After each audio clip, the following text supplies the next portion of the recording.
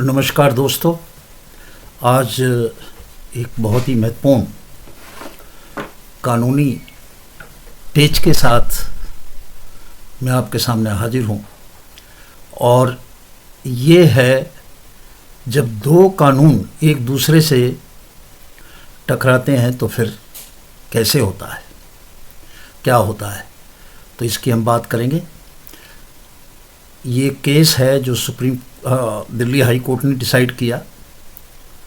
Case की detail है Rashmi alias Pooja Behri versus Neena Behri and others, और केस का नंबर है WP सिविल 198382025 और ये वैकेशन ब्रांच के justice Sachin Datta Delhi high court ने ये आदेश दिया और इसकी हम बात करेंगे। तो दोस्तों, इसमें जो दो एक्ट हैं जिनका टकराव हुआ वो एक्ट है, एक parent and senior citizen act 2007 और दूसरा जो एक्ट है protection of women from domestic violence act 2005, जिसे हम DV एक्ट भी कहते हैं। इन दो एक्ट का आपस में टकराव हुआ और उस पर उच्च न्यायालय ने क्या अपनी व्यवस्था दी, इसकी बात हम आज करेंगे। हुआ ये कि जो डॉटर इन लॉ है वो शेयर्ड हाउस होल्ड में रहती थी और जो पेरेंट्स हैं उन्होंने कहा कि भाई ना तो डॉटर इन लॉ और ना ही उसका लड़का उनकी देखभाल कर रहे हैं उन पेरेंट्स की, लिहाजा इस प्रॉपर्टी को खाली करें। जो अधिकार उन्हें है parents and senior citizen act 2007, और कोर्ट ने स्पष्ट कहा कि जब ऐसी स्थिति हो जाए तो उस वक्त दोनों एक्ट का ये नहीं देखना है कि किसके ऊपर ओवरराइडिंग इफेक्ट है, कौन किसके ऊपर सीनियर है, उसको माना जाए या इसको माना जाए, बल्कि इन दोनों के बीच में सामंजस्य स्थापित करने की आवश्यकता है। और एक बहू को उसके जो साझा घर जिसमें वो रह रही थी उससे बेदखल करने का जो आदेश दिया था उसके ऊपर दिल्ली हाई कोर्ट ने रोक लगा दी और कहा कि स्टे दे दिया कि ये जो है अगली डेट तक, जब तक ये ऐसे ही मेंटेन किया जाएगा।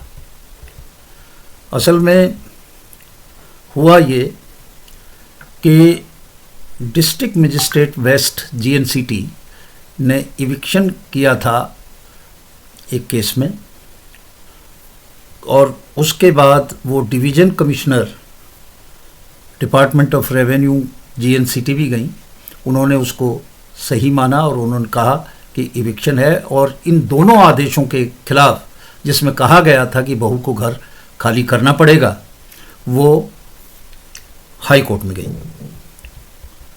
और हाई कोर्ट में कहा कि साहब मुझे तो अभी तो मैं तुरंत ही जो मुझे डिस्पोजेस किया जा रहा है, इसका खतरा है, मेरे पास तो कोई रहने की जगह भी नहीं है। तो इसमें जो आर्गूमेंट्स हुए, जो पटिशनर थी ये बहू, उसके जो एडवोकेट्स ने आर्गूमेंट किए, उन्होंने कहा कि सब पहली बात तो ये कि एक सुप्रीम कोर्ट का पुराना जजमेंट है S Vanita versus deputy commissioner, इस केस का संज्ञान जो नीचे थे डिवीज़न कमिश्नर और कमिश्नर, उन्होंने नहीं लिया। ना तो डिप्टी कमिश्नर ने लिया और ना ही डिवीज़न कमिश्नर ने लिया। उन्होंने कहा कि उसमें स्पष्ट रूप से कहा गया था कि जो ऑर्डर है उसमें इस तरह से बेदखल नहीं किया जा सकता यदि दो इस तरह के आपस में कानून जो है टकरा रहे हों। फिर उसने कहा कि इनके इस केस में भी ऑलरेडी कोर्ट में जो है डोमेस्टिक वायलेंस का केस चल रहा है और इसमें MM5 वेस्ट 30 हजारी ने भी कहा कि ऑर्डर दिए हैं कि जो महिला है उसके रूम में कोई जाएगा नहीं और उसको डिस्टर्ब नहीं करेगा। तो एक तरफ ऑर्डर है कोर्ट का ही, एमएम का, कि उसको घर से उसके रूम में कोई जाएगा नहीं, और दूसरी तरफ डिवीज़न कमिश्नर का ऑर्डर है जो ये सीनियर सिटीजन एक्ट में ऑर्डर उन्होंने किया है कि उनको वो खाली करना चाहिए। अब इसमें जो है कोर्ट ने एनालिसिस करी जस्टिस सचिन दत्ता ने, और कहा कि जो S Vanita versus deputy commissioner 2021 का जो केस है उसमें सुप्रीम कोर्ट ने साफ कहा है कि अगर दो कानूनों में टकराव है, यानी कि एक डोमेस्टिक वायलेंस जो वीमेन का कानून है और दूसरा जो सीनियर सिटीजन एक्ट है, तो ऐसे हालात में क्या करना चाहिए। ये वनीता के केस की मैं बात कर रहा हूँ। वो अपनी बेटी के साथ ऐसे घर में रह रही थी जहाँ पे ये दोनों दावे थे, एक सीनियर सिटीजन का भी और एक वो डीवी एक्ट में भी था। तो इसमें जो असिस्टेंट कमिश्नर था उन्होंने इविक्शन कहा कि विनीता करे, और फिर उसी बात को माना डिप्टी कमिश्नर ने कि वो मकान विनीता खाली करे। हाई कोर्ट ने भी उसकी बात को नहीं माना। ये बेंगलोर का किस्सा है जिसको सुप्रीम कोर्ट, जिसको हाई कोर्ट दिल्ली यहाँ पे डिस्कस कर रहे हैं।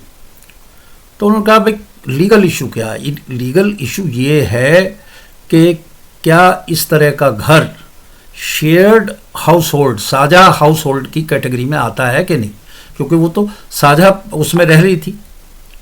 और दूसरी बात ये है कि क्या औरत को ऐसे उससे निकाला जा सकता है जो भी ऑर्डर ऐसा हो।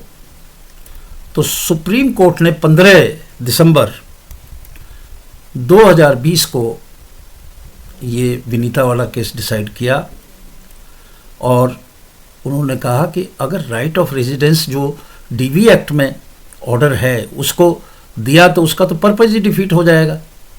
फिर तो सीनियर सिटीजन के पास जाएंगे, माँ बाप के पास, और इविक्शन के लिए कर देंगे कि मुझे भी निकालो, इसे भी निकालो, और उसके तहत वो घर से बाहर चली जाएगी बेचारी, धक्के खाएगी बाहर। तो इसमें जो ऑर्डर उन्होंने किया कि एक साझा परिवार पर पति या पत्नी का अधिकार एक वैधानिक सुरक्षात्मक अधिकार है जिसका उद्देश्य घरेलू हिंसा को रोकना है और पीड़ित महिला की सुरक्षा को सुनिश्चित करना है, यानी कि उसको आप नहीं निकाल सकते। और सीनियर सिटीजन एक्ट का कोई भी डीवी एक्ट के ऊपर ओवरराइडिंग इफेक्ट नहीं होगा, ये व्यवस्था उसमें दी गई। तो ये सारा होने के बाद कोर्ट ने जो डिसीजन कहा, उन्होंने कहा कि ये सारी बात देखते हुए जो महिला है उसको घर से बाहर नहीं निकाला जा सकता, वो अपने घर में रहेगी और जब तक कि केस डिसाइड ना हो जाए। तो ये इस तरह से एक अच्छा निर्णय कोर्ट ने सुनाया, एक महत्वपूर्ण कोर्ट ने सुनाया, और ये व्यवस्था दी कि जब दो एक्ट का टकराव हो, यहाँ पे दो एक्ट का टकराव था, एक सीनियर सिटीजन एक्ट का और एक डोमेस्टिक वायलेंस का। एक में महिला पीड़ित थी और दूसरे में जो सीनियर सिटीजन थे, पेरेंट्स थे, वो पीड़ित थे। अब सीनियर सिटीजन तो रह ही रहे थे, महिला को बाहर करने की बात थी क्योंकि वो उसकी पत्नी है, परंतु वो ऑलरेडी एक केस डाल चुकी है डोमेस्टिक वायलेंस का। तो उन्होंने माना कि डोमेस्टिक वायलेंस में जो व्यवस्था दी वो स्टैंड करेगी, इसको घर में रहने दिया जाएगा। आज इन्हीं शब्दों के साथ मैं आपसे विदा लेता हूँ। नमस्कार।